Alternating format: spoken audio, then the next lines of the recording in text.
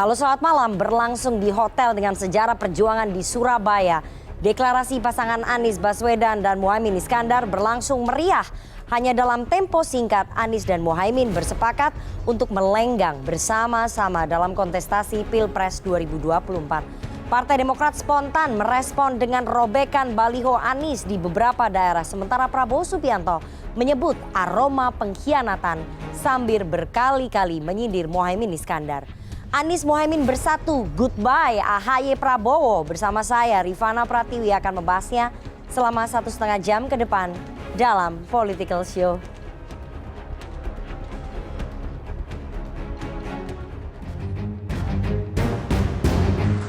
Bergabungnya bersama PKB, rasanya koalisi ini akan bergerak lebih cepat, lebih besar, lebih mantap bagi semua. Saya dan PKB siap mengawal Mas Anies untuk melanjutkan cita-cita. Saya mengucapkan selamat kepada pasangan kita, Bung Anies Baswedan sebagai calon presiden. Kepada Bung Muhaimin Iskandar sebagai calon wakil presiden. Kita berdiri memberikan aplaus kepada mereka berdua.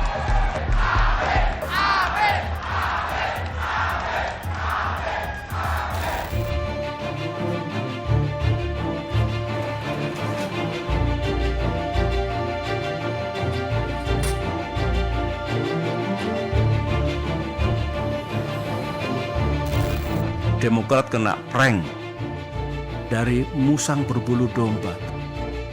Musang berbulu domba itu di depan bersikap baik, manis, lembut, penuh persahabatan. Tapi di balik itu kalau kita lemah dan lengah, jadi lengah ini, kita akan dicaplok dan dimakan sampai habis. Komunikasi tetap harus bisa. Kalaupun nggak di dunia, di akhirat.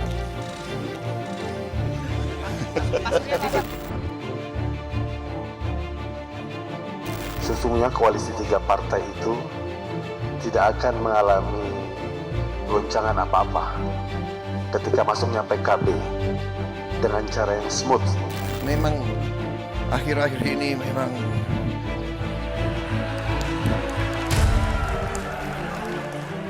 syarat dengan aroma-aroma pengkhianatan. Hidup semuanya! Hidup Gerindra! Hidup PKB!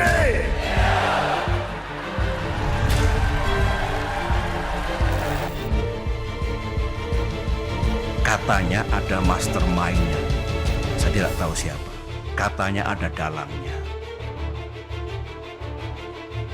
Urusannya ketua partai, urusannya partai, bukan urusannya presiden. Hari ini juga kita katakan selamat tinggal kepada politik cebong dan kampret.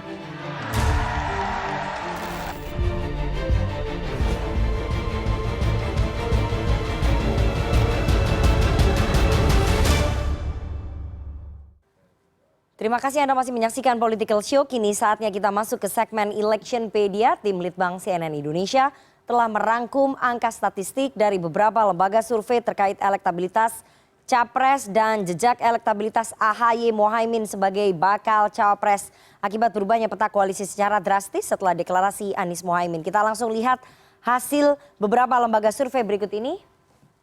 Elektabilitas Capres, calon presiden, survei indikator politik Indonesia periode 15 sampai 21 Juli 2023. Ini Ganjar Pranowo masih di angka 35,2%. Kemudian Prabowo Subianto di 33,2% kalau Anda lihat. Dan Anies Baswedan di 23,9%. Yang tidak tahu atau tidak jawab ada di 7,7%.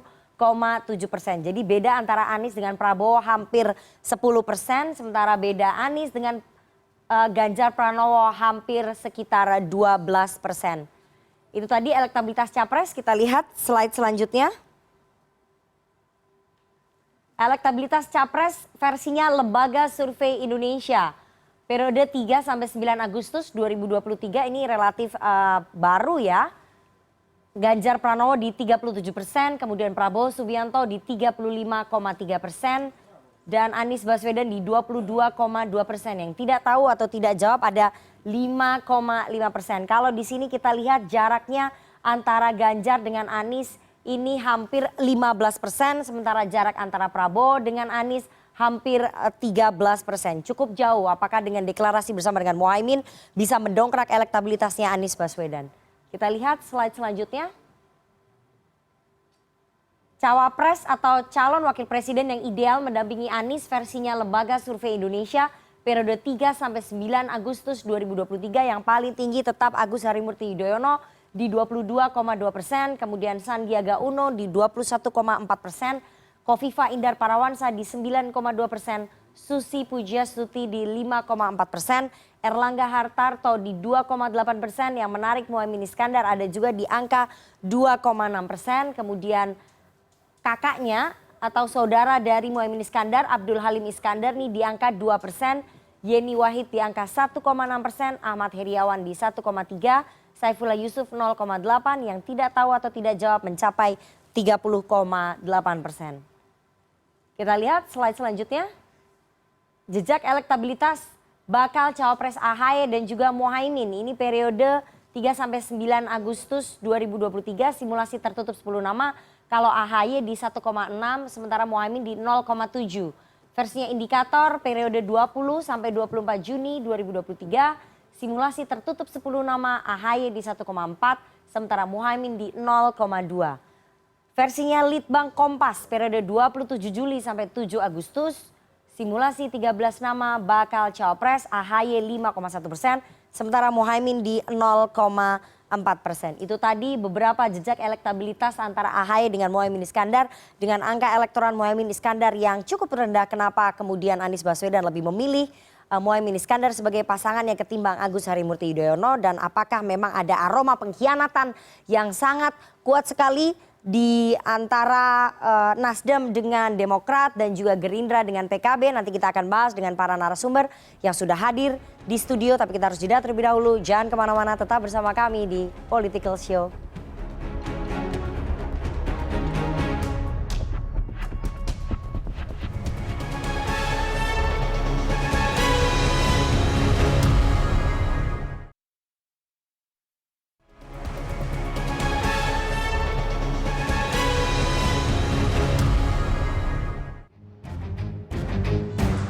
Bergabungnya bersama PKB, rasanya koalisi ini akan bergerak lebih cepat, lebih besar, lebih mantap bagi semua. Saya dan PKB siap mengawal Mas Anies untuk melanjutkan cita-cita. Kita berdiri memberikan aplaus kepada mereka berdua.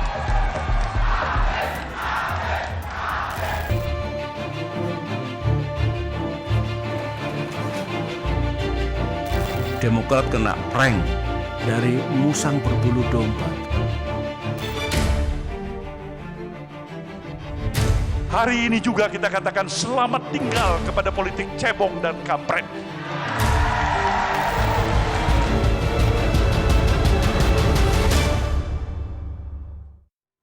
Terima kasih Anda masih bersama kami di Political Show. Berlangsung di hotel dengan sejarah perjuangan di Surabaya.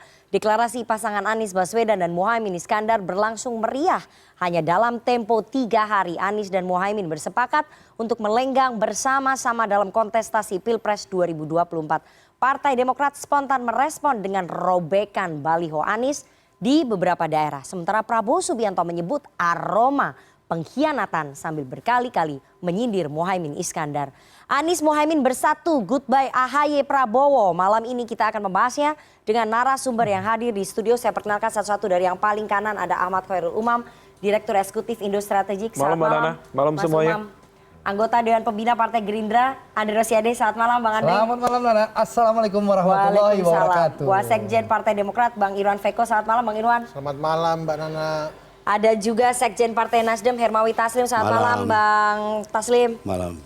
Dan ada juga Wakil Ketua Umum Partai Kebangkitan Bangsa Gus Jazilul Fawait. Selamat malam Gus Jazil. Malam, amin. Saya nggak boleh nih ngomong amin. Nanti kayak berpihak, makanya saya tadi nggak mau mengaminkan. Dan saya langsung saja ya, karena malam ini kita kasih kesempatan lebih luas nih untuk para narasumber, jadi gak ada teman-teman mahasiswa. Saya mau langsung saja, yang pertama ke Bang Taslim dulu. Bang Taslim, Anies Baswedan akhirnya memilih Muhaimin Iskandar sebagai cawapres. Caimin mengatakan dalam pidatonya bahwa hanya butuh 3 hari untuk sepakat deal memilih Anies bersama-sama di Pilpres 2024. Padahal sebelumnya Pak Surya Paloh sempat mengatakan bahwa pengumuman cawapres itu akan di ujung. Kenapa kesannya terburu-buru? Iya, jadi ini kan dinamika yang sedemikian cepat, tapi yang dikatakan Pak Muhaimin itu dealnya 3 hari. Tapi kalau proses pembicaraannya ini Pak Jajil jadi saksi sejarah dengan Wakil Ketua Umum Nasdem itu sudah sekian bulan. Terus menerus, baru terakhir saya ikut komunikasi dengan Pak Bambang. Jadi pembicaraan kita sudah sedemikian matang sampai kepada kesimpulan kita merasa ini momentum yang tepat. Momentum harus direbut. Tentu dengan segala konsekuensi. Nah, maka terjadilah peristiwa Kamis Selasa malam. Pak Jajil datang ke Nasdem, Rabu kita kerja, disepakati deklarasinya di pahlawan itu? Tugu Pahlawan. Tugu Pahlawan. Jadi semua acara di Surabaya itu kita serahkan kepada PKB, kita cuma ikut. Kemudian berubah lagi di Hotel Yamato. Sampai akhirnya kita berangkat hari Sabtu dan terjadilah seperti sekarang ini. Ini momentum yang baik. Pak Surya itu kan selalu mengatakan hari baik, bulan baik. Nah, kita menemukan di hari Sabtu tanggal 2. Oktober 2023. Pak Taslim, tadi Anda katakan bahwa komunikasinya sudah terjalin lama. Artinya Nasdem mengakui bahwa selama mengikat koalisi dengan Demokrat dan juga PKS, Nasdem diam-diam main mata di belakang komunikasi dengan PKB. Diam-diam main mata, bukan diam-diam. Kita terbuka semua komunikasi. Kan Demokrat juga ketemu dengan PDIP, Pak Surya kita ke Hambalang. Itu komunikasi dengan silaturahmi dengan siapa saja semua jalan. Itu bukan diam-diam.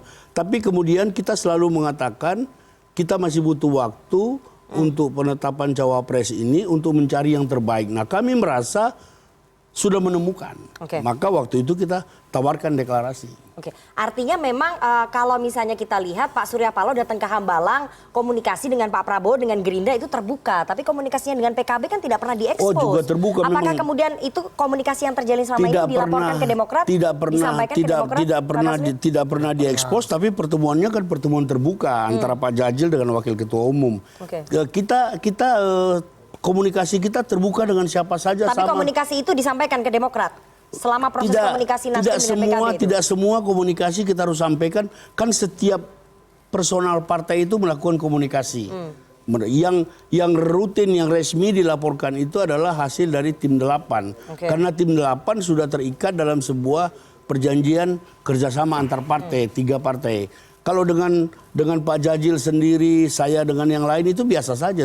Dan komunikasi itu selalu terjalin. Kita mau mengatakan sekali lagi, kita mau cari yang terbaik. Kita belum terikat dengan siapapun. Tapi kan sudah tanda tangan piagam koalisi. Bertiga. Kemudian membangun koalisi ataupun komunikasi di belakang yang sudah tanda tangan piagam koalisi. Piagam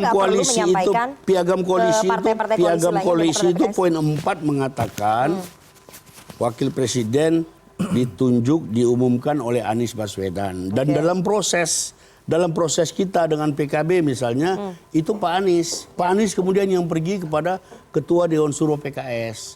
Kalau menurut Sudirman Sais, Pak Anies juga yang berulang-ulang melakukan komunikasi dengan Pak Ahy yang kemudian tidak terhubung. Jadi ini kita masih dalam koridor perjanjian kerjasama antar partai. Jadi menurut Nasdem tidak melanggar etik ya ketika tidak sudah melanggar mengikat etik, kita piagam koalisi bersama dengan Demokrat dan PKS, kemudian di belakang menjalin komunikasi intensif dengan PKB. Itu jadi kan tidak ada etik yang dilanggar ya. Itu tidak melanggar etik karena yang lain ya kan partai yang dalam koalisi yang lain juga melakukan komunikasi. Maksudnya Demokrat dengan PD Perjuangan? Dengan banyak lah, bukan hanya PKS juga melakukan komunikasi. Kita semua melakukan. Saya mau ke Gus Jazil. Gus Jazil, berarti diakui bahwa komunikasi yang terjalin antara Nasdem dengan PKB sudah dilakukan sejak lama. Kabarnya memang sudah sejak setelah Lebaran itu ya, komunikasi itu terjalin antara Wakil Ketua Umum Partai Nasdem, Bang Ahmad Ali dengan Anda, Wakil Ketua Umum PKB juga. Ya, tentu komunikasi, tapi komunikasi menceritakan keadaan masing-masing. Curhat. Kita kan kondisi berbeda. di koalisi masing-masing. Ya. Jadi koalisi kami seperti ini, kami mengikat janji. Apakah bisa mendorong kami untuk supaya koalisi kami segera menetapkan pasangan begitu kan? Ternyata ya tidak juga. Artinya nggak berhasil. 1 tahun lebih ya? Tidak berhasil ya. Pada akhirnya mungkin melihat PKB ini mulai mau patah hati. Sementara Nasdem juga belum menemukan cawapresnya. Nah, mungkin di situ momentumnya. Jadi meskipun komunikasi panjang itu tidak menentukan apa-apa. Makanya ketika Gus Muhaimin di Harla PKB ini mengatakan takdir yang akan menentukan. Jadi ini hanya jalan takdir saja. Jadi komunikasi-komunikasi yang ada tidak spesifik. Jadi hanya komunikasi biasa. Toh Nasdem dengan PKB ini kan dalam satu koalisi pemerintah. Seperti halnya juga Gerindra. Jadi tidak spesifik bicara soal bagaimana ke depan, enggak. Jadi justru PKB juga ingin mencari solusi-solusi dari keadaan yang ada. PKB berupaya, kita menggunakan istikharah, kita datang ke kiai, berkeliling dengan Pak Prabowo, kemana-mana. Untuk segera dapat ditentukan. Namun keadaan berkata lain. Akhirnya takdir berkata lain. Jadi kira-kira begini, pada ujungnya kemudian semua ikhtiar ini ada jalannya sendiri-sendiri. Nah PKB mengambil jalan ketika pada posisi PKB harus segera menentukan. Kami juga mendapat tekanan dari stakeholder, dari ulama, dari kiai, bagaimana kabarnya. Nah setelah keadaan seperti itu, menemukan momentumnya, makanya cepat. Jadi Pak Muhaimin bilang 3 hari, bukan karena proses yang panjang, tapi karena momentumnya tepat. Momentumnya itu perubahan nama dari Koalisi Kebangkitan Indonesia Raya menjadi Koalisi Indonesia Maju, itu menjadi salah satu momentum yang menguatkan tekad PKB untuk check out. Bukan, untuk berpasangan dengan Anies. Setidaknya kalkulasi-kalkulasi kan dilakukan. Jadi para kiai, kami itu pasti meskipun para kiai bukan pengamat politik, itu tahu tanda-tanda alam. Apa tanda-tanda alam? Salah satunya ketika PAN, ketika Golkar masuk, itu mereka pesimis semua. Jadi dari situ sebenarnya sudah PKB ingin check out ya? Bukan ingin check out, hitung-hitungan para kiai. Hati-hati Pak Muhaimin tidak dapat jodoh. Peluangnya Muhaimin kecil ketika PAN dan Golkar bergabung. Persis. Nah, oleh sebab itu kami meskipun para kiai yang ada di pesantren bukan ahli politik, tapi ahli membaca tanda-tanda. Makanya tanda-tanda itu yang kemudian, ya selain tanda-tanda doa tentunya. Mereka kita kerahkan, memang kita kerahkan di ujung itu untuk istikharah dan berdoa agar perjuangan PKB lancar. Ternyata lancarnya bukan bersama koalisi yang lama atau koalisi yang lama terus diperbarui, namun kemudian mendapatkan jalan di sini. Kemudian para kiai kita konsultasi. Kita konsultasi, bukan kita tinggalkan. Kiai beristikharah, itulah yang terbaik. Karena sudah hasil istikharah tentu kita tidak, timbang-timbangannya bukan berdasarkan lembaga survei apa tidak, berdasarkan kebutuhan pada perjuangan ke depan yang dititipkan kepada Gus Muhaimin. Ya, tapi kan pada saat kemudian PKB menjalin komunikasi intensif dengan Nasdem, PKB tidak merasa bahwa ada etika yang dilanggar ya, ketika sudah tanda tangan piagam koalisi dengan Partai Gerindra selama 1 tahun lebih, meskipun dikecewakan, kemudian di belakang menjalin komunikasi intensif dengan Nasdem, tidak ada etika yang dilanggar ya? Etika itu ada ruang dan waktu. Jadi bagi seorang suami istri, telanjang di jalan pasti tidak beretika. Tapi di dalam kamar boleh. Bahkan diwajibkan supaya apa? Maksudnya apa nih poinnya? Nah, maksud saya, jangan gampang soal etika. Bahwa ini tidak etis, ini etis. Ini bukan dulu, bentuk pengkhianatan juga ya? Lihat dulu konteksnya. Kita ini sudah 12 bulan. Etika apa lagi yang harus kita pertanggungjawabkan di situ? Kita juga sudah konsultasi dengan para kiai untuk terus berjuang dengan Pak Prabowo. Kita juga sudah kemana-mana keliling. Nah oleh sebab itu, ini bukan soal etika, tetapi kepentingan perjuangan para kiai itu bermuara pada Nasdem.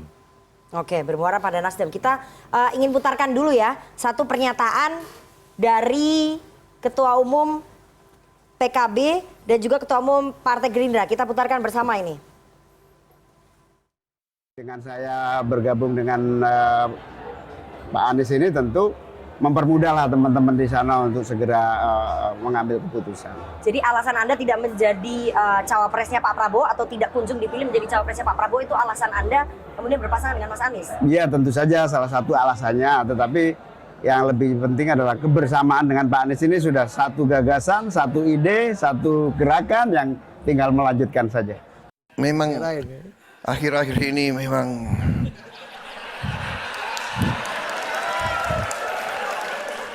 syarat dengan aroma-aroma pengkhianatan. Itu kalau nggak salah PKB masih hadir. Ya. Tapi tenang saja, insya Allah mereka akan hadir kembali. Hidup semuanya, hidup Gerindra, hidup PKB.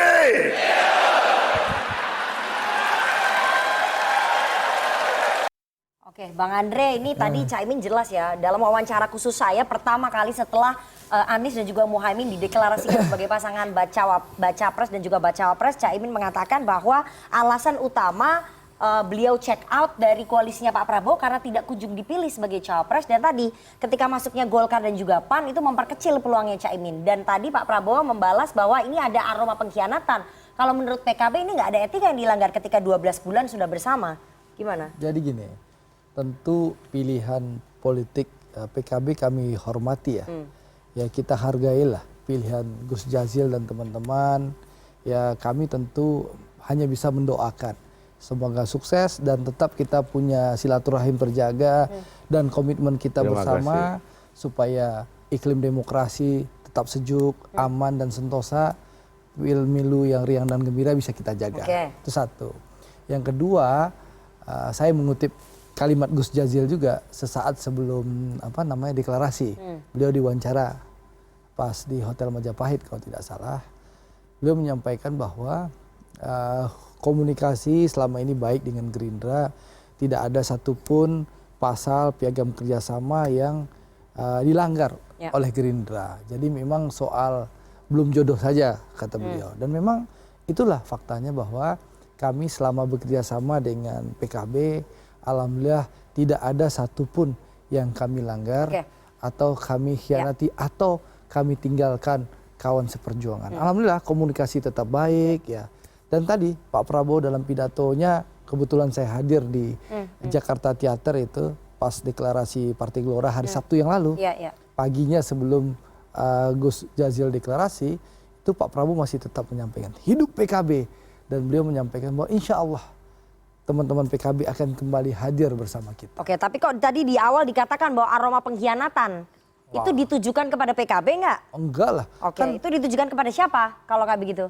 Pak Prabowo sudah menyampaikan, bahkan ketua harian kami juga sudah menyampaikan pernyataan resmi Partai Gerindra itu pertama kali dikeluarkan oleh ketua harian kami Pak Dasko ya. Itu sudah menyampaikan kami menghormati. Jadi tidak merasa terhianati? Enggak. Tapi kalau tidak merasa terhianati kenapa ada pernyataan ada aroma pengkhianatan? Enggak. Tidak jadi ada. Itu ditujukan untuk siapa Bang Andre? Enggak ada, Pak Prabowo tidak menunjukkan hal itu untuk PKB. Yang jelas komunikasi kami sangat baik dengan PKB meskipun kita saat ini belum berjodoh. Tapi kesel lah pasti ditinggal. Masa udah koalisi 12 bulan masa nggak ada dalam politik itu ya kadang kita bersama, kadang kita berpisah, hal itu wajar dalam demokrasi. Untuk itu kita harus terus memberikan pendidikan politik dan demokrasi kepada masyarakat. Yang jelas begini Nana. Meskipun saat ini saya dan Gus Jazil bukan dalam satu perahu atau satu barisan, insya Allah kalau memang Allah mentakdirkan, kalau jodoh pasti bertemu, insya Allah PKB akan kembali bersama kami. Tapi saya ingin tanya ya, Gerindra merasa kecewa nggak dengan proses check outnya PKB yang seperti itu? Nggak, kan PKB juga pamit baik-baik dengan kami. Memang rencananya malam itu Pak Gus Muhaimin ingin ketemu dengan Pak Prabowo, tapi kan Gus Jazil sudah menjelaskan ada kendala teknis, karena Gus Muhaimin harus ke Jombang. Nah, sehingga akhirnya ada utusan PKB yang berkomunikasi dengan pimpinan Partai Gerindra. Berarti artinya sudah disampaikan ya? Disampaikan.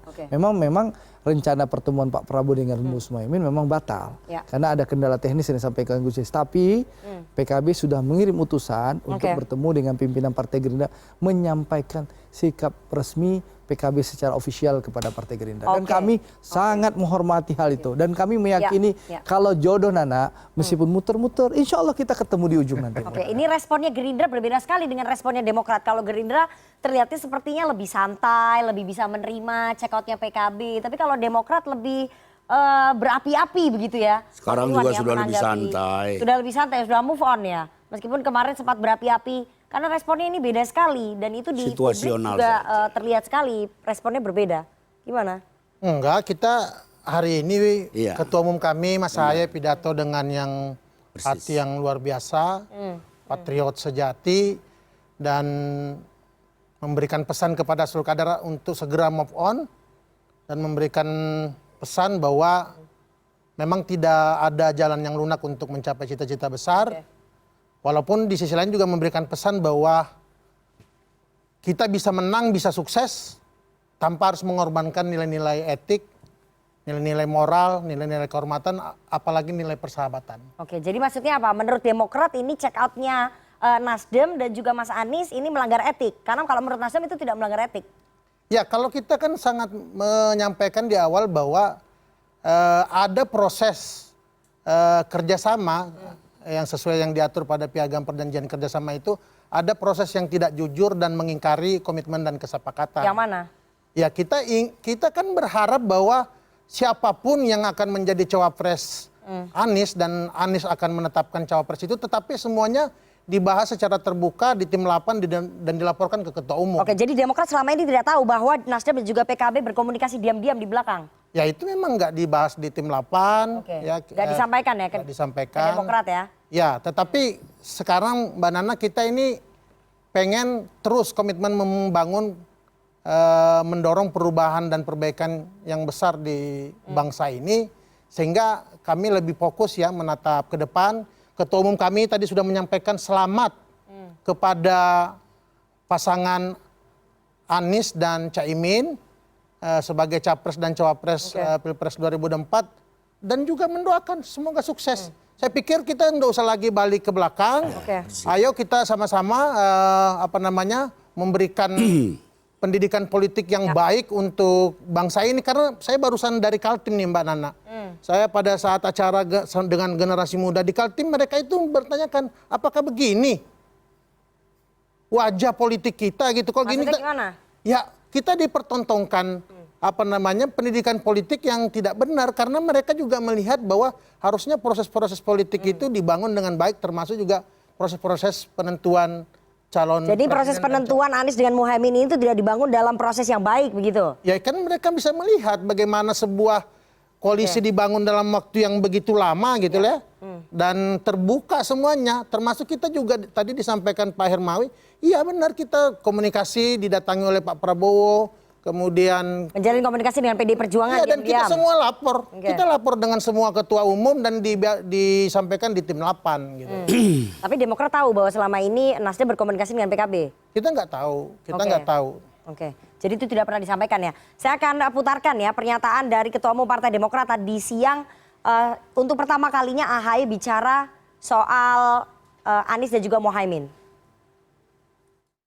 Apalagi pengambilan keputusan yang menyangkut hajat hidup orang banyak. Memilih pemimpin, utamanya calon presiden dan calon wakil presiden yang kelak akan bertanggung jawab atas lebih dari 270 juta jiwa. Tidak bisa hanya diputuskan begitu saja dalam hitungan menit oleh segelintir orang. Partai Demokrat telah mengingatkan untuk tidak sekali-kali melakukan fait accompli atau dalam tanda kutip memaksa Partai Demokrat untuk menerima sebuah keputusan yang sepihak tanpa melibatkan partisipasi dalam pengambilan keputusan tersebut.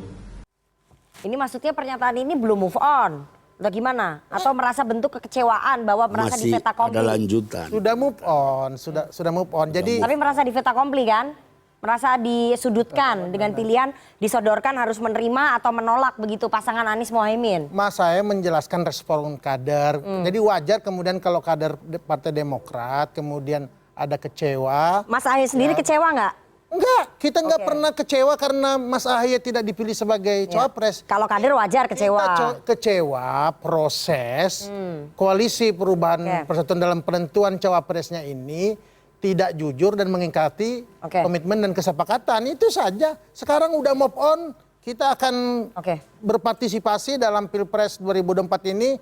Kita akan coba berkomunikasi dengan koalisi yang ada, dan kami berharap bisa juga kemudian berkontribusi terhadap pembangunan bangsa ini. Bang Irwan, kalau memang Mas AHY tidak merasa kecewa ya, kenapa kemudian sulit sekali untuk diajak berkomunikasi dengan Mas Anies? Karena dalam wawancara khusus saya, setelah deklarasi Anies Baswedan mengaku dia sudah bertemu dengan Presiden PKS, Ketua Majelis Syuro PKS, tapi sulit sekali untuk minta waktu dengan AHY, tidak diterima. Berkomunikasi bagaimana orang dia mengutus timnya?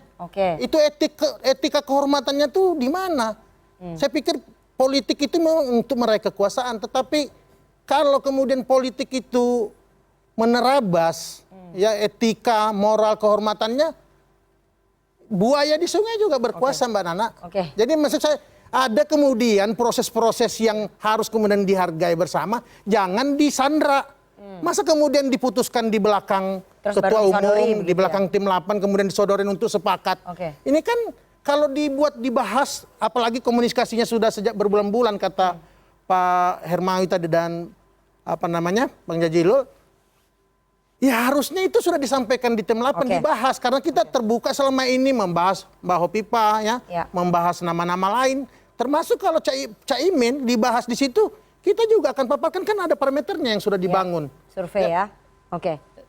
Ya, parameter survei kan maksudnya? Bukan parameter bagaimana menentukan cawapres. Dan kita semua sepakat bahwa cawapres ditentukan oleh Mas Anies.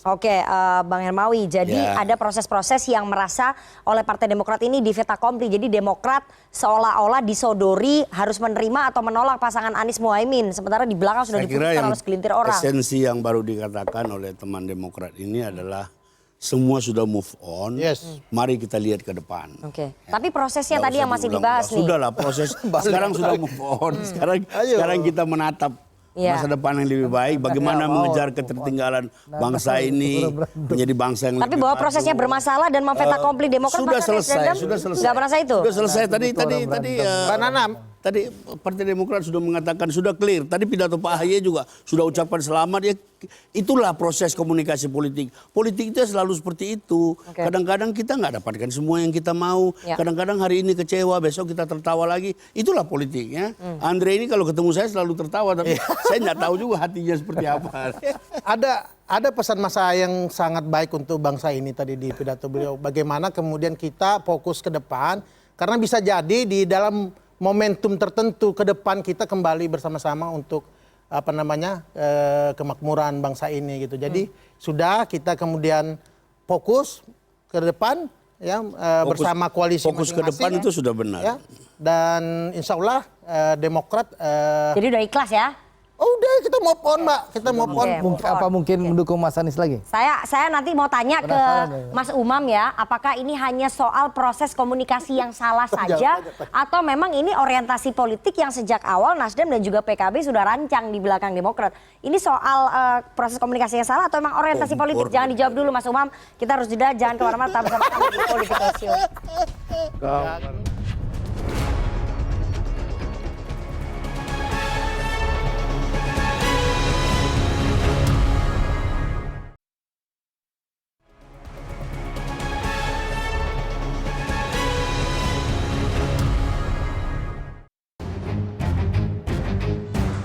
Bergabungnya bersama PKB, rasanya koalisi ini akan bergerak lebih cepat, lebih besar, lebih mantap bagi semua. Saya dan PKB siap mengawal Mas Anies untuk melanjutkan cita-cita.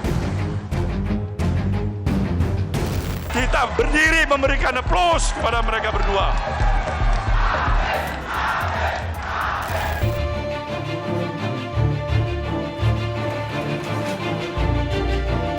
Demokrat kena prank dari musang berbulu domba. Hari ini juga kita katakan selamat tinggal kepada politik cebong dan kampret.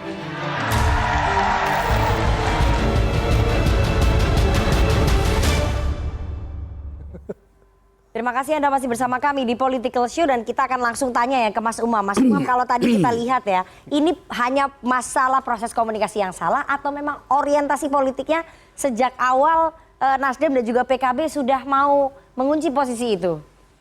Ya, Mbak Nana, saya pikir ini pertanyaan yang cukup sensitif, tapi saya pikir kedua faktor itu berkontribusi pada terjadinya satu deadlock dalam proses negosiasi di dalam koalisi, dan yang kedua ya memang ada bagaimana kemudian masing-masing partai mencoba untuk mencari titik aman pada ranah kepentingan yang paling optimal. Oke, jadi oleh karena itu kalau misal dicermati sebenarnya pada dasarnya itu, meskipun tentu masing-masing memiliki judgement bahwa ini sudah sesuai dengan aturan, sesuai dengan prosedur, tapi yang tentu tadi yang disampaikan masing-masing pihak sudah move on, dan itu menjadi sebuah kabar yang baik.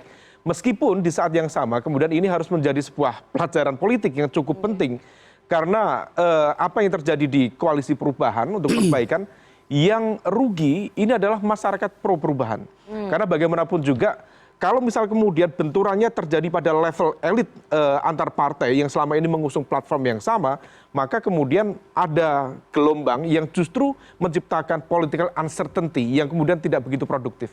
Oleh karena itu ini menjadi pelajaran sekaligus warning bagi partai-partai politik yang meskipun per hari ini masih ada sekitar 1,5 bulan menjelang pengetokan di KPU, tapi praktis final decision dalam konteks koalisi ternyata masih cair semuanya. Nah, oleh karena itu situasi ini harus di-maintain, jangan sampai kemudian benturan-benturan yang tidak produktif terjadi lagi. Jadi ini benturan-benturan tidak produktif ini merugikan siapa? Merugikan Anies Baswedan?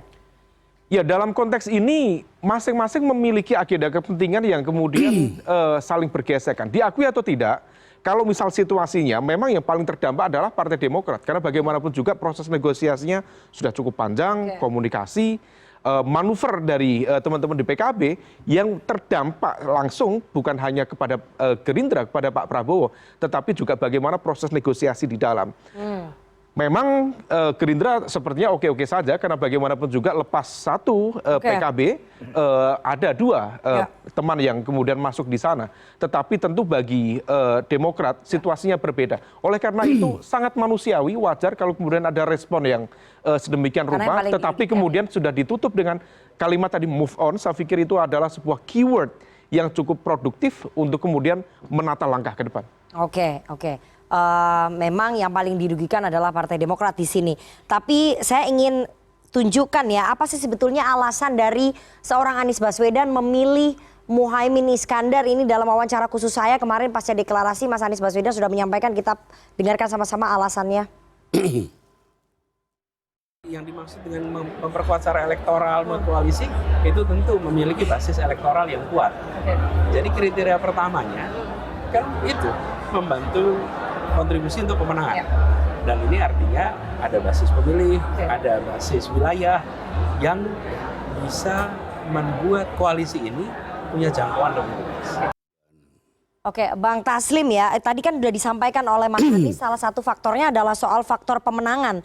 Tapi kalau dilihat, kalau memang alasan utamanya faktor pemenangan, elektabilitasnya Mas AHY jauh lebih tinggi dibandingkan Muhaimin Iskandar. Tadi dari beberapa lembaga survei juga sudah dipaparkan. Lalu kenapa memilih Caimin sebagai cawapresnya Mas Anies? Ya, jadi kalau kita lihat peta yang ada sekarang misalnya, Nasdem itu kuatnya di mana? Nasdem itu di semua provinsi yang pemekaran, yang kursinya hanya 3-4, dari Bangka Belitung sampai Papua Barat itu ada. Kita ada banyak sekali dapil yang bolong di Jawa. Jawa Tengah itu kursi kita cuma 5. Jawa Barat, Jawa Timur kursi kita cuma 9. Jawa Barat cuma 5. Dan kita tahu di Jawa Tengah dan Jawa Timur itu jawarannya PKB. Jadi yang dikatakan Anies tadi itu make sense. Jadi memang faktor elektoral di Jawa Timur ya? Antara lain faktor elektoral. Dan NU gitu. Dan kemudian ini latar belakang, ya, latar belakang Pak Muhaimin ini memang orang pergerakan sejak mahasiswa, itu juga punya relasi yang banyak dengan kawan-kawan di luar komunitasnya, termasuk seperti kita kenal baik, dan ini nyambung. Kita merasa it's time, ini saatnya untuk memadukan dua tokoh muda yang bisa menghantar bangsa ini ke depan lebih baik. Oke, Demokrat kan juga punya basis suara yang cukup kuat di Jawa Timur, terutama di Pacitan. Itu tidak menjadi pertimbangan ya? Ya, di Pacitan, di Jawa Timur itu kalau kita lihat sekarang kursi PKB berapa nih? 16. 16. Demokrat berapa? Itu bagian dari perbandingan-perbandingan. Semua hasil lembaga survei kita kaji, tapi inilah putusan kita. Lebih kurang inilah putusan kita bahwa Partai Demokrat kuat di Pacitan, iya, tapi di banyak tempat lain, daerah Tapal Kuda dan Mataraman itu PKB berjaya. Belum lagi Jawa Tengah. Jadi itu salah satu pertimbangan penting kita. Jadi faktor elektoral untuk pemilu legislatif juga penting ya untuk Jawa Timur, Bang Irwan. Jadi salah satu alasan bahwa Ketua Umum Anda, Mas AHY, tidak jadi dipilih menjadi pasangannya Mas Anies Baswedan adalah karena faktor elektoral Demokrat yang kurang kuat di Jawa Timur. Dan di backgroundnya itu sebagai kalangan Nahdien itu menjadi salah satu faktor penting juga terpilih Muhaimin. Ya, itu kan asumsi ya, karena data kuantitatnya kan tadi Mbak Nana sendiri yang menyampaikan bahwa semua lembaga survei memperlihatkan kalau Anies di pasangan AHY justru sangat tinggi dibanding kemudian Anies dengan Caimin. Gitu. Dan satu loh yang perlu diingat bahwa Partai Demokrat di Jawa Timur punya gubernur dan wakil gubernur saat ini gitu loh. Bu Hopipa dulu 2 kali maju pilgub nggak pernah menang ya, tapi pada saat diusung oleh Partai Demokrat buktinya bisa kemudian terpilih menjadi gubernur Jawa Timur. Tapi menurut saya sih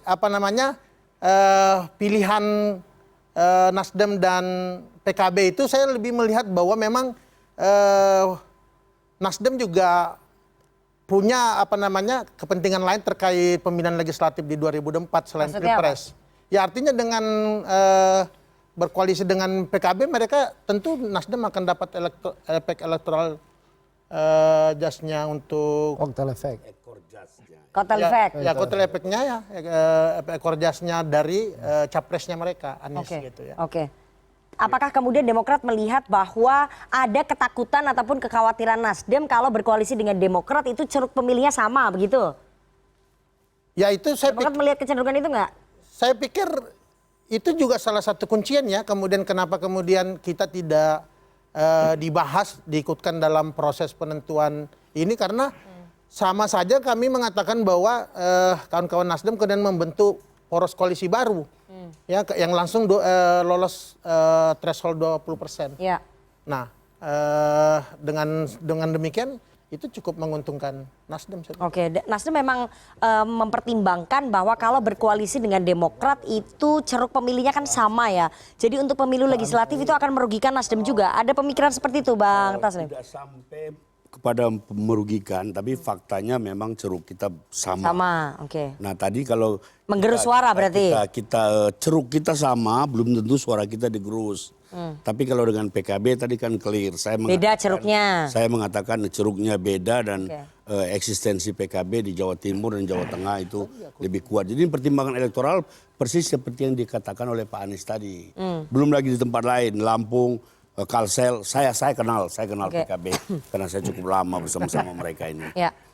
Jadi salah satu faktor bahwa memiliki ceruk pemilih yang sama dengan Demokrat itu menjadi pertimbangan Nasdem lebih memilih berkoalisi dengan PKB. Itu pertimbangan kesekian, tapi yang utamanya memang kita melihat PKB lebih komplementer dengan Nasdem di banyak tempat.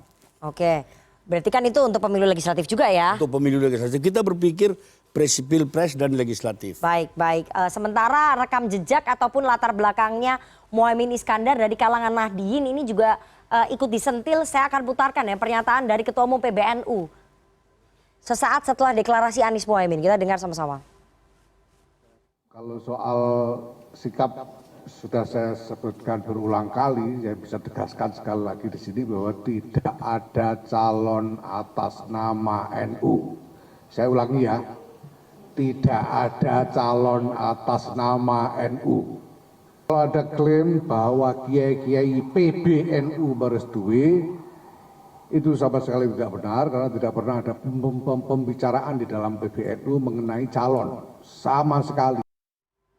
Oke, Gus Jazil, seberapa pede kemudian PKB bisa membantu pemenangan ataupun elektoralnya Anies dan juga Muhaimin di Jawa Timur saat tadi menurut Ketua Umum PBNU tidak semua kiai-kiai merestui pasangan ini terjadi? Tentu orang juga lihat fakta sejarah dan perjalanan sejarah. Apa yang disampaikan oleh Ketua Umum PBNU itu menyangkut independensi ormas NU sebagai ormas. Tapi bahwa politiknya NU itu PKB. Asal Nana ketahui saja, partai berhaluan Ahlus Sunnah wal Jamaah yang ada di Senayan itu PKB paling besar. Yang kedua, partai berbasis Islam terbesar dihitung dari suara itu PKB. Dari mana ceruk suara itu? Tentu dari warga Nahdien yang tahun 98 melahirkan PKB, difasilitasi oleh PBNU sebagai tempat aspirasi politik kaum Nahdien. Itu satu. Yang kedua, di Nahdlatul Ulama ada tradisi, ada adab, ada budaya. Yang sekarang maju, masuk di kertas suara, Gus Imin, itu cucu pendiri NU. Itu nggak bisa dibantah. Nah, dan memang tidak ada PBNU ngirim untuk jadi capres-cawapres karena PBNU itu urusannya ya madrasah, bukan partai masjid. Itu yang diurus. Yang di politiknya diurus oleh PKB. Jadi PKB sudah membuktikan dari tahun ke tahun di Jawa Timur itu menjadi pemenang. Dan di bawah kepemimpinan Gus Muhaimin, PKB sampai ke 58 kursi. Bukan hanya partai lokal di Jawa Timur. PKB sudah menjadi partai nasional. Nah, oleh sebab itu tentu banyak pengamat menyampaikan PKB ini gadis cantik yang diperebutkan banyak orang, namun sering disia-siakan. Oleh? Itu suara hati ya? Siapa yang siapa? Oleh Gerindra. Oleh Gerindra. Bukan oleh Gerindra, saya nggak bilang Gerindra. Kok senyumnya iya? Sering kali orang tidak melihat karena apa ditutupi. Nah, oleh sebab itu apa yang disampaikan oleh PBNU tadi itu saya sampaikan ke kader-kader PKB, itu motivasi. Mari kita jadikan aspirasi politik kaum Nahdien itu di satu tangan. Tapi tadi Ketua Umum PBNU mengatakan bahwa jangan ada pasangan capres dan juga capres yang mengklaim mendapatkan restu kiai-kiai NU. Itu mengacu ke pasangan Anda, Anies dan juga Muhaimin. Jadi saya sekali lagi, gak perasa? Caimin itu kiai. Iya. Turunan kiai. Gitu. Mungkin kealimannya hampir sama dengan Ketua Umum PBNU hari ini. Jadi jangan dikira Caimin sebagai politisi, itu bukan ulama. Kalau ulama politik hari ini di PKB, di Indonesia, di NU khususnya, itu referensinya Gus Muhaimin. Jadi jangan dikira bahwa Gus Muhaimin itu karena ketua umum partai, dia bukan ulama. Ulama di bidang politik. Itu satu hal. Gus Muhaimin sebagai kiai, tapi kan kiai-kiai PNU yang lain tadi disebutkan oleh Ketua Kasih tahu ya Nana, ini pendiri, cicit pendiri NU. Kiai itu udah tahu adabnya. Kecuali yang nggak ngerti tata kerama keadaban. Makanya saya sampaikan, PBNU itu bukan BUMN. PBNU itu bukan PT. Maksudnya apa nih? PBNU bukan dimiliki hanya seorang yang ada hubungan dengan Menteri BUMN enggak? Supaya jelas. Maksud saya. Kenapa harus bilangnya BUMN gitu? Bukan yang lain. Bukan milik yang terbatas orang per orang. Jadi memang sekarang PKB merasa bahwa PBNU sedang dimiliki oleh terbatas orang per orang. Bukan, saya nggak tahu tiba-tiba ada konpres yang tidak diperlukan pernyataan itu. Siapa yang memerlukan pernyataan itu? Orang semua mafhum bahwa NU itu bukan partai politik. Mau daftar ke KPU. Jadi PKB merasa bahwa pernyataan itu tidak perlu keluar dari organisasi sebesar PBNU. Ya memang tidak diperlukan. Siapa yang butuh pernyataan kayak gitu? Orang se-Indonesia mafhum, partai politik juga mafhum bahwa NU itu nggak mungkin memberangkatkan orang, mendaftarkan orang ke kantor KPU. Jadi kalau PBNU jadi menurut PKB pernyataan Ketua Umum PBNU itu politis nggak? Ya tentu harus kami hargai. Kalau menurut PKB? Ya pasti itu politik, bicara politik masa tidak politik. Berarti bernada politis yang tidak diperlukan ya menurut PKB ya. Saya mau ke Mas Umam dulu sebelum ke Bang Andre. Mas Umam, Anda melihat bahwa ada resistensi di PBNU ketika duet Anies Muhaimin ini terkesan dalam tanda kutip mengklaim mendapatkan restu kiai-kiai di NU? Ya kalau misal kita cermati bagaimanapun juga ini juga sudah mafhum nas ya. Semua orang juga sudah tahu. Memang ada semacam individual resistance antara komunikasi antara Caimin dengan juga Ketum PBNU Kiai Haji Yahya Khalil Stakuf. Bagaimanapun juga ini adalah bagian dari sejarah lama. Tetapi kemudian ketika masuk dalam proses kontestasi, sedikit banyak kemudian ini berimbas. Karena bagaimanapun juga dalam konteks politik Nahdliyin, restu Kiai itu adalah menjadi keywordnya. Kata kuncinya di sana.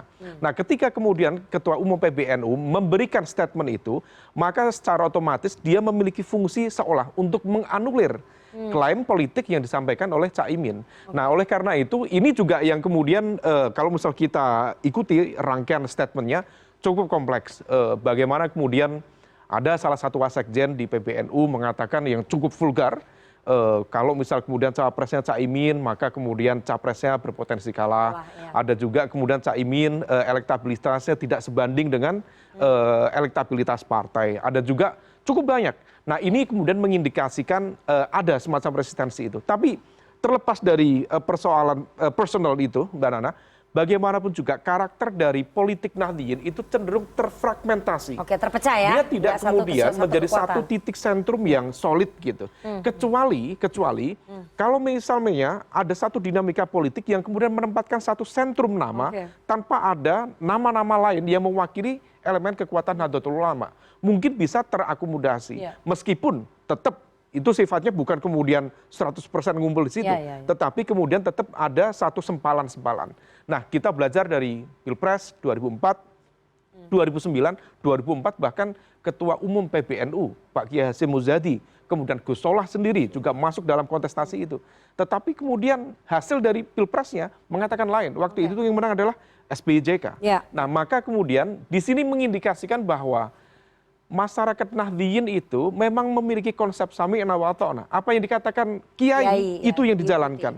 Tetapi di saat yang sama ada proses regenerasi termasuk peningkatan literasi politik di dalam komunitas Nahdliyin sehingga mereka lebih kritis, mereka lebih independen dalam menentukan sikap. Tetapi sekali lagi ini pendeklarasian Anies dan juga Caimin, kalau misal kemudian tidak direspon oleh capres-cawapres yang lain untuk kemudian melakukan rekonfigurasi, terutama apakah kemudian ada nama dari Nahdliyin yang akan diusung atau tidak, kalau misal tidak, maka bisa terakumulasi, terkonsolidasi pada suatu nama. Maka saya menduga baik Pak Prabowo maupun juga Pak Ganjar akan mempertimbangkan aspek itu. Meskipun tentu ada nama, meskipun tadi disampaikan BUMN, mungkin ini Nahdliyin tapi naturalisasi dan sebagainya. Mungkin ada juga seperti itu. Artinya apa? Semuanya dipertimbangkan sedemikian rupa karena basis tadi Jawa Tengah, Jawa Timur betul-betul dipertimbangkan. Oke, jadi sangat signifikan Muhaimin Iskandar mendongkrak suara Anies di Jawa Timur kalau pasangan capres lain seperti Pak Prabowo ataupun Mas Ganjar tidak memilih kalangan Nahdliyin sebagai cawapresnya ya? Ada satu lagi faktor Mbak Nana terkait dengan efektivitas Caimin, apakah memberikan insentif elektoral signifikan kepada Anies Baswedan atau tidak. Bagaimanapun juga memang tadi diakui, terlepas dari mungkin adanya bully ya, memang elektabilitas Caimin dengan elektabilitas partai itu tidak linear, ada gap cukup signifikan. Meskipun konsolidasi dari elektabilitas PKB juga berkat dari kepemimpinan Caimin. Tetapi kemudian mungkin barangkali Caimin tidak berada di spotlight selama ini. Sekarang ada di spotlight, mungkin akan memberikan insentif elektoral. Tetapi problemnya dalam 1 tahun terakhir mesin politik Nahdliyin dalam konteks ini PKB dipersembahkan, dijual habis semuanya untuk mensosialisasikan Pak Prabowo Subianto. Pak Prabowo Subianto. Maka kemudian kalau misal kita membayangkan bahwa Kiai memiliki cara pandang yang independen, memiliki literasi politik yang tentu lebih mapan, mungkin ada butuh kerja sangat-sangat keras di sana. Karena bagaimanapun juga kalau manuvernya terlalu cepat, tentu butuh usaha 1 tahun dan kemudian saya pikir rekaman-rekaman bagaimana para kiai sepuh, jaringan santri, jaringan pesantren membuka diri. Meskipun tadi kata Mas Jazil seolah disia-siakan. Wallahu a'lam. Oke, saya mau ke Bang Andre. Bang Andre, apakah kemudian Gerindra tidak khawatir dengan check out-nya PKB ini akan menggerus suaranya Pak Prabowo di Jawa Timur dan di kalangan Nahdliyin? Pak Prabowo itu kan sudah dekat dengan ulama itu sejak beliau masih prajurit. Ya, beliau sudah puluhan tahun dekat dengan para ulama, para kiai, habaib. Ya. dan alhamdulillah 1 tahun terakhir ini dibantu oleh teman-teman PKB. Saya Jadi rasa khawatir nggak? tentu kami tetap menjadikan meskipun PKB ini keluar tentu tidak otomatis suara Pak Prabowo akan berkurang. Jadi nggak khawatir kalau tergerus? Yang jelas kami akan terus bekerja lebih keras lagi, lebih giat lagi melakukan konsolidasi dan komunikasi karena kami meyakini ya masyarakat, kami butuh dukungan masyarakat, kami akan lebih giat lagi untuk bekerja di lapangan. Dan Nana, ini kan pendaftaran masih tanggal berapa Bang Herman? 16 Oktober. Sampai? 19 sampai 26 Oktober. Tuh, 19 sampai 26 Oktober. 25 November. Sampai 19 Oktober sampai 26 November. Nah, berarti selama belum akad nikah di KPU, politik itu dinamis, Nana. Jadi mungkin hari ini PKB bersama teman-teman Nasdem, siapa tahu ya sebelum pernikahan janur kuning melengkung masih bisa balik lagi. Bu Jazil balik lagi kita. Oh itu harapannya Gerindra ya? Harapannya Gerindra PKB bisa kembali lagi. Jadi doa dari tadi nih. Itu harapannya Gerindra PKB balik lagi. Mengutip kalimatnya beliau. Wallahu a'lam bishawab. Oke, jadi saya pertegas nih pertanyaannya. Jadi Gerindra masih berharap PKB kembali lagi? Tentu sekali lagi Pak Prabowo kalau diberikan mandat oleh rakyat, beliau sudah punya komitmen akan merangkul seluruh kekuatan politik untuk bersama-sama Oke Bang Andre, Indonesia. tapi 2 kali pemilu 2014, 2019 Pak Prabowo tidak didukung oleh PKB dan buktinya kalah. Jadi faktor PKB itu tidak penting ya untuk Gerindra? Kan pemilunya belum, Nana. Enggak, ini kita mengaca ke 2 pemilu sebelumnya. Nana, pemilu itu kan belum. Belum. Jadi Nana tenang-tenang saja. Kan kita berharap Pak Prabowo sudah menyampaikan di acara Gelora, insya Allah bahwa PKB akan kembali hadir bersama kita. Berarti Pak Prabowo berharap PKB akan kembali. Dan hubungan kami dengan Gus Jazil itu sangat baik, tanya sama Gus Jazil. Ya meskipun kita saat ini berpisah, tapi kita saling menghargai, saling menghormati dan saling mendukung satu sama lain. Karena kita yakin kalau jodoh Nana muter-muter nggak akan kemana insya Allah. Masih ada harapan tampaknya dari Gerindra dan Pak Prabowo agar PKB kembali ke pangkuan. Tapi kita nggak tahu politik itu cair. Nanti saya akan bahas lebih dalam soal mastermind di balik gagalnya duet Anies Ahaye dan bergabungnya Anies Mohaimin. Ada siapa di balik itu? Ada dalangnya itu siapa? Kita akan bahas usai jeda. Jangan kemana-mana, tetap bersama kami di Political Show.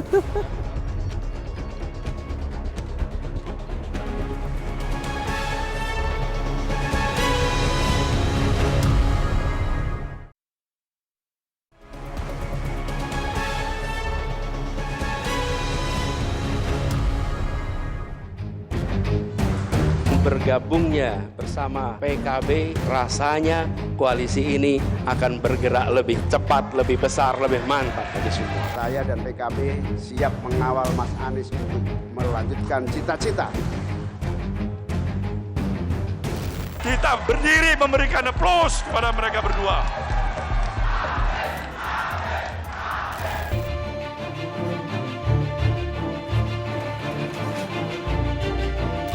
Demokrat kena prank dari musang berbulu domba. Hari ini juga kita katakan selamat tinggal kepada politik cebong dan kampret.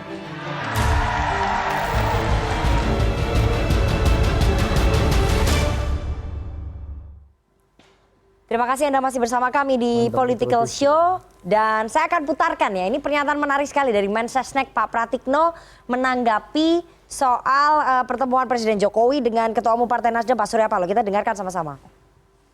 Pak Surya Paloh diterima Bapak Presiden dan saya sepenuhnya mendampingi saat berbincang, beliau berdua berbincang. Jadi saya tahu betul apa yang dibicarakan itu.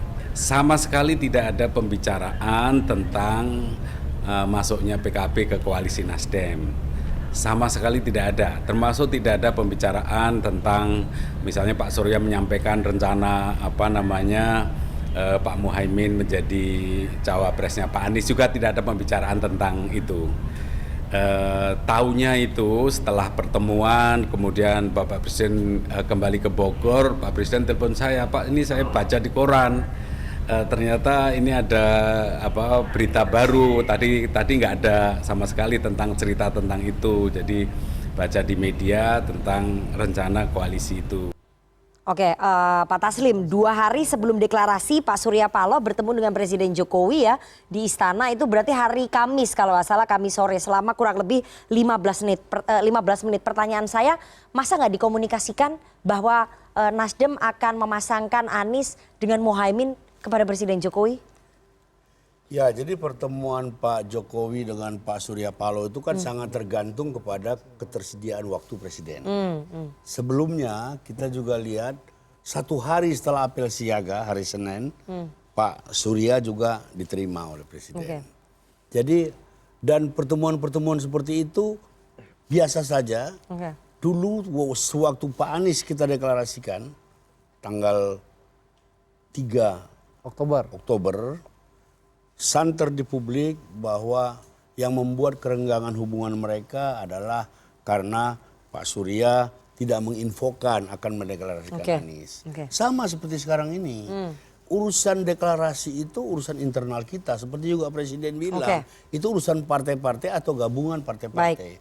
Jadi pembicaraan Pak Surya dengan Pak Jokowi di luar urusan internal partai. Jadi saya tegaskan bahwa dalam pertemuan antara Pak Surya dengan Presiden Jokowi sama sekali tidak membahas soal deklarasinya Anies Muhaimin ataupun Pak Surya tidak menyampaikan bahwa cawapresnya Anies Muhaimin. Bukan hanya tidak membahas deklarasinya, juga tidak membahas tentang Pilpres, itu urusan rumah tangga kita. Dan itu selalu dijaga. Independensi dan kedaulatan partai itu selalu dijaga oleh Pak Surya. Karena Presiden Jokowi merasa terkecoh dengan persepsi publik seolah-olah merestui duet Anies dan juga Muhaimin. Sampai banyak politisi-politisi yang kemudian bertanya, apakah memang Pak Surya sengaja meminta waktu bertemu dengan Presiden 2 hari sebelum deklarasi untuk memunculkan narasi itu? Pak Surya minta waktu itu, saya tidak tahu persis kapan, tapi biasanya direspon oleh Istana, tergantung kepada ketersediaan waktu Istana. Jadi yang atur jadwal itu bukan kita. Misalnya itu juga dulu ada pembicaraan kan, 1 hari setelah kita apel siaga, diterima oleh Presiden, itu jadwalnya ya begitu. Jadwalnya seperti itu ya. Ya ini biasa saja komunikasi pimpinan partai dengan kepala negara itu sesuatu yang harus terus-menerus dibangun seperti komunikasi antar partai. Seperti kita seperti ini. Jadi Presiden Jokowi tidak dalam posisi merestui ataupun menolak duet ini ya Anies Muhaimin? Saya kira Pak Jokowi justru mungkin tidak tahu, setelah deklarasi baru Pak Jokowi tahu, dan itu biasa saja. Sama seperti waktu kita deklarasikan Anies. Jadi dulu kan banyak orang menyesali, banyak orang yang mengatakan kenapa nggak diinfo segala macam. Itu memang bukan ranah Presiden, itu ranah kita gitu loh. Jadi kenapa kemudian Pak Surya harus meminta waktu 2 hari sebelum deklarasi bertemu dengan Presiden? Saya tidak tahu minta waktunya kapan, tetapi diberi 2 hari sebelumnya. Nah, minta waktunya itu saya tidak tahu kapan. Pak Jazilul, dalam wawancara khusus saya dengan Mas Anies dan juga Caimin begitu ya, Caimin mengaku bahwa belum melaporkan soal duet bersama dengan Mas Anies ini kepada Presiden Jokowi. Padahal kan Caimin berada di koalisi pemerintahnya Pak Jokowi, itu kenapa ya? Tentu kami punya prasangka yang baik bahwa Pak Jokowi ini baik dengan semua partai. Beliau pemimpin yang lahir di era demokrasi.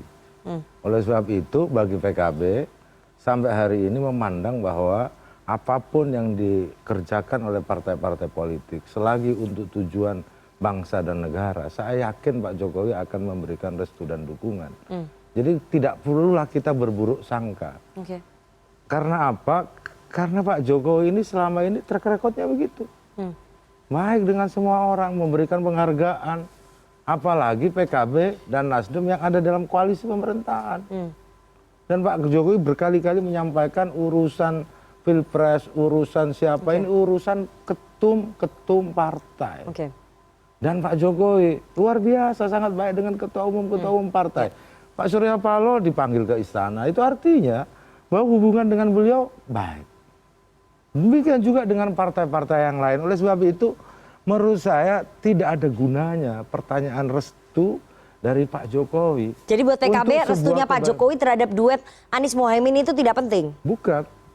Pasti kami yakini Pak Jokowi akan memberikan restu kepada putra-putra terbaik bangsa untuk maju dan melanjutkan apa yang menjadi legasinya.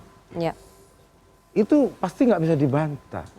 Karena apa? Karena Pak Jokowi itu lahir dari proses demokrasi yang akan menghargai setiap perbedaan. Ya. Yang di situ juga Pak Jokowi selalu memberikan arah. Oke. Oleh sebab itu, menurut saya jangan pertanyaan soal restu itu kemudian dibuat perselisihan pertentangan. Karena ini narasinya di publik kemudian menjadi pertanyaan. Ketika 2 hari sebelum deklarasi Pak Surya Paloh bertemu dengan Presiden Jokowi, kemudian timbul narasi bahwa seolah-olah Pak Surya sudah melaporkan Makanya duet Anies Mohaimin ini kepada jangan Presiden Jokowi. termakan oleh isu, oleh prasangka-prasangka buruk. Karena apa? Pak Surya Paloh dengan Pak Jokowi itu sudah lama hubungannya. Tiba-tiba orang berprasangka jelek. Bagi PKB itu salah. Oleh sebab itu, kami tetap melihat bahwa ketika Pak Surya Paloh ke istana bersama Pak Jokowi, pasti membicarakan hal-hal yang penting untuk bangsa ini. Jadi jangan dicurigai bahwa Pak SP sedang meminta restu, Pak Jokowi tidak memberi restu, bukan itu. Ini para negarawan yang duduk. Yang dipikirkan adalah soal negara. Baik. Bukan soal kepentingan Nasdem, bukan soal kepentingan PKB. Saya yakin Pak Jokowi berdiri di atas semua partai. Jadi menurut PKB yakin bahwa pada akhirnya Pak Jokowi akan merestui ya? Sudah merestui kok pada akhirnya. Oke. Saya akan putarkan, ini kemana nih? Sini. Saya akan putarkan pernyataan dari Ketua Majelis Tinggi Partai Demokrat Pak Susilo Bambang Yudhoyono soal mastermind. Kita dengarkan sama-sama. Seorang menteri, sekarang ini, menteri masih aktif dari Kabinet Kerja Pimpinan Presiden Jokowi, secara intensif melakukan lobby, termasuk kepada Partai Demokrat, dengan menawarkan mengajak membentuk koalisi yang baru. Koalisi Demokrat, PKS, dan P3. Yang bersangkutan mengatakan, yang disampaikan itu, inisiatif ini sudah sepengetahuan Pak Lurah. Kata-kata sang menteri. Yang berkaitan dengan koalisi dan pasangan Capres dan Cawapres, katanya ada mastermind-nya. Saya tidak tahu siapa. Katanya ada dalangnya. Oke, Bang Irwan, ini yang dimaksud mastermind ini siapa? Oleh Pak SBY. Ini maksudnya Pak Lurah begitu, Presiden Jokowi dibalik gagalnya duet Anies AHY. Pak SBY nggak ada mengatakan mastermind. Ya, jadi ada, beliau mengatakan ada mastermind. Enggak, jadi menyampaikan bahwa ada upaya untuk mengajak Demokrat untuk membentuk poros koalisi baru. Jadi siapa yang dimaksud mastermind siapa oleh Pak SBY? Nggak ada, kan beliau juga tidak ada nyebut nama katanya. Bukan Pak Lurah, bukan Presiden Jokowi? Nggak ada, kita nggak pernah sebut apa itu, kita nggak tahu itu Pak Lurah apa itu. Jadi itu tidak mengacu ke Presiden Jokowi. Meskipun tadi salah satu menteri mengklaim mendapatkan perintah dari Pak Lurah alias Presiden Jokowi. Ya kita nggak tahu itu. Mana artinya pesan beliau bahwa dalam proses pembentukan koalisi ini memang kita juga diajak beberapa calon dari koalisi yang lain, ya termasuk yang Pak Menteri itu untuk membentuk poros koalisi baru. Jadi nggak ada yang menyebut Pak Lurah mastermind itu, nggak ada. Jadi menurut Partai Demokrat tidak ada keterlibatan atau andil dari Presiden Jokowi merestui duet Anies dan juga Muhaimin sehingga gagal duetnya Anies AHY. Nggak ada itu. Itu nggak ada, kita kan nggak ada pikiran seperti itu Demokrat. Nggak ada, dan kita kan jelas mengatakan tuh bahwa proses koalisi perubahan persatuannya gagal seperti ini ya karena memang Mas Anies mengkhianati komitmen dan kesepakatan yang sudah disepakati bersama. Nah itu yang kemudian kita garis bawahi. Itu juga yang membuat kemudian kader-kader juga beraksi. Jadi nggak ada tangan kekuasaan nih menurut Partai Demokrat? Apanya? Di dalam gagalnya duet Anies AHY dan munculnya Anies Muhaimin. Mbak, kita sudah diberi pesan Mas AHY bahwa membangun bangsa ini itu butuh pikiran besar, tindakan besar, ya, jiwa yang besar. Jangan kemudian kita terjebak narasi-narasi yang kemudian memecah belah bangsa ini. Jadi ini sekarang kan yang menyampaikan mastermind kan Pak SBY. Kita hanya mengutip aja. Ada Pak SBY menyatakan bahwa akan ada yang mengajak untuk membentuk poros koalisi baru dari Pak Menteri yang mengatasnamakan Pak Lurah. Maksudnya Pak Menterinya siapa ini? Ya nggak tahu. Menparekraf Sandiaga Uno. Pendanaan kan bisa tanya Bapak. Oke. Saya mau ke Mas Umam, nggak mau dijawab nih sama Demokrat. Mas Umam, Anda melihat bahwa ada keterlibatan Presiden Jokowi di balik gagalnya duet Anies Ahaye dan terbentuknya duet Anies Mohaimin, atau memang Presiden Jokowi juga terkecoh dengan narasi yang mungkin sengaja disebarkan pada saat pertemuan antara Pak Surya Paloh dengan Presiden Jokowi melaporkan soal duet Anies Mohaimin ini? Mungkin kalau misal konteks keterlibatan Presiden Jokowi mungkin sifatnya spekulatif. Tetapi bagaimanapun juga ada elemen-elemen yang memang tidak menghendaki misalnya terbentuknya koalisi yang kemudian mengusung Anies Ahaye. Kalau misal di internal, kalau misal kita cermati, ada beberapa hal yang kemudian barangkali memang make sense. Pertama misal, kalau misal Anies Ahaye diluncurkan, salah satu yang kemudian barangkali dikhawatirkan Pak Taslim dan teman-teman, tadi efek elektoral dalam konteks ini adalah kutel efek atau efek ekor jas dari proses pasangan capres-cawapres itu yang mendapatkan efek paling besar memang Demokrat. Itu dikonfirmasi Mbak dari hasil survei selama 2022, kemudian di 2023 hampir memang dari basis data yang ada, hampir mayoritas survei lintas lembaga belum Nasdem melampaui elektabilitas Demokrat. Di saat yang sama tadi ada memang fenomena yang dikhawatirkan, terutama dari internal Nasdem sepertinya kanibalisme elektoral. Karena dari basis-basis dapil memang relatif memiliki irisan. Karena memang dulu aktornya sama. Ada transfer pemain dan sebagainya dari antar partai. Sehingga kalau misalnya kemudian disamakan, maka kemudian ada yang tergerus oleh satu mesin yang sama. Jadi menurut Anda Presiden sama sekali tidak tahu ya? Ada pun Presiden terkait dengan konteks gitu. tadi itu ya, pendeklarasian misal Mas Anies dengan Cak Imin dijadikan satu, apakah kemudian Presiden memberikan restu atau tidak. Terlepas memberikan restu atau tidak, tapi kalau misal mencermati narasi yang berkembang selama ini, kalau misal pasca ya pendeklarasian Mas Anies ya, yang berkembang adalah ada kekecewaan dari istana seolah tidak terupdate dan sebagainya. Maka kalau misal kemudian ada silaturahmi kemarin Pak Paloh dengan Pak Jokowi, bisa saja ini ditafsirkan tentunya sebagai sebuah upaya renegosiasi terhadap restu dalam konteks ini kekuasaan. Untuk apa? Ini bukan soal restu biasa, tetapi memberikan jalan, memberikan political protection, supaya apa? Ada titik-titik aman yang harus diamankan. Mohon maaf, misalnya, per hari ini tentu semua orang menjadi terkaget-kaget. Tiba-tiba ada alarm dari KPK menyala. Ini dari situasi dari mana? Nah, lingkaran ini yang sepertinya mencoba untuk diamankan. Nah, oleh karena itu, mengapa kemudian itu dimunculkan? Karena begini, upaya renegosiasi itu. Kalau Anies Ahaye dimunculkan, maka narasi perubahannya itu betul-betul lebih kritis kepada pemerintah. Tetapi kalau misal kemudian dalam konteks ini dikanalisasi, maka kemudian narasi perubahan dengan takaran yang kritis itu relatif akan lebih smooth, tidak sekuat kalau misal Demokrat berada di situ. Oke, saya mau tanya ke Gus Jazil karena sudah dibuka oleh Mas Umam soal alarm dari KPK. Ini kami sudah dapat informasi dan kepastian konfirmasi dari juru bicara KPK bahwa besok Ketua Umum Anda bakal cawapresnya Mas Anies Baswedan, Gus Muhaimin Iskandar akan dipanggil oleh KPK dalam dugaan korupsi Kemenaker. Besok akan hadir atau gimana? Besok kebetulan Pak Muhaimin sudah ada agenda lama untuk membuka musabakah internasional di Banjarmasin. Sekaligus mau ke Tuan Guru Danau. Sehingga Pak Muhaimin menyampaikan surat besok ke KPK untuk diperiksa pada hari yang tepat. Nah, alarm-alarm yang disebut oleh Pak Umam tadi biarlah publik yang menilai. Namun Pak Muhaimin pasti akan memberikan keterangan yang seterang-terangnya dan sebenar-benarnya dari proses keadaan. Jangan sampai ada pikiran mempolitisasi hukum.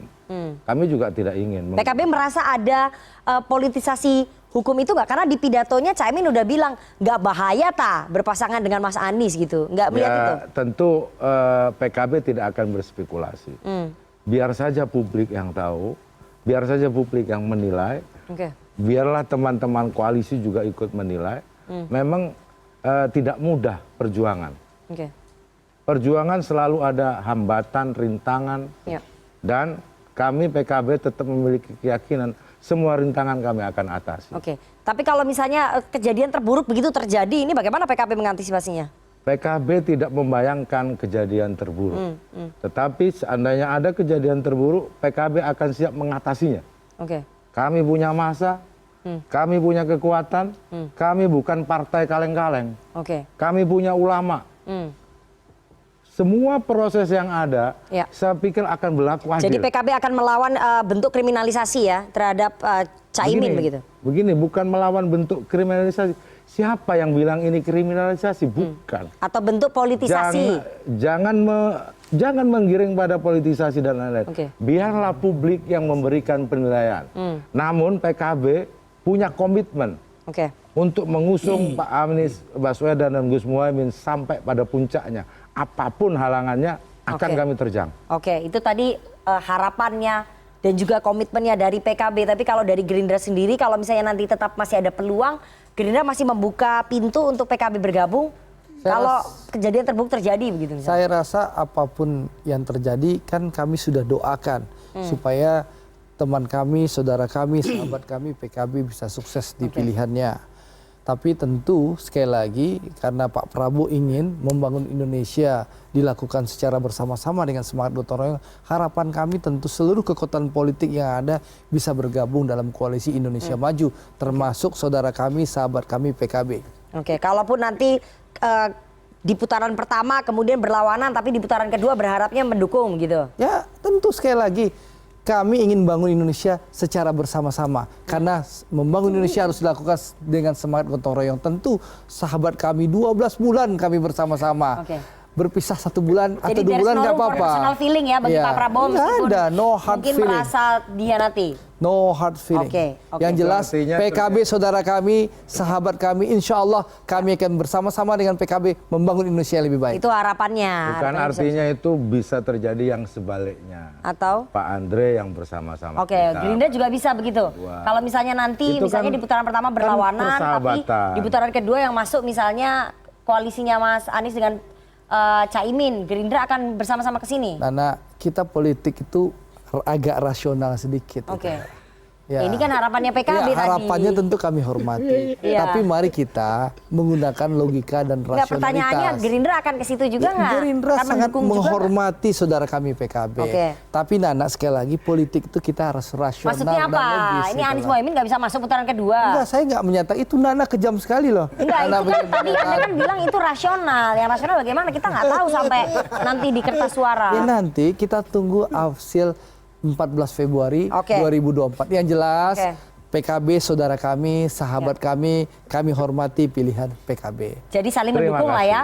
PKB saling mendoakan dan Gerindra akan mendukung PKB. Siapapun yang masuk putaran kedua saling mendukung. Insya Allah. Setelah ini kita akan dengarkan sentilan-sentilan dari teman-teman komisi.co soal situasi instan politik akhir-akhir ini.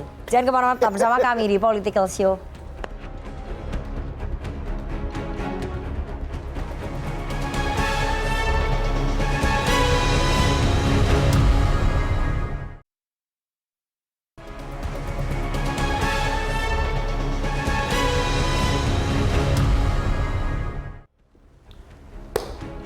Assalamualaikum warahmatullahi wabarakatuh. Waalaikumsalam. Tepuk tangan untuk diskusi malam. Ya.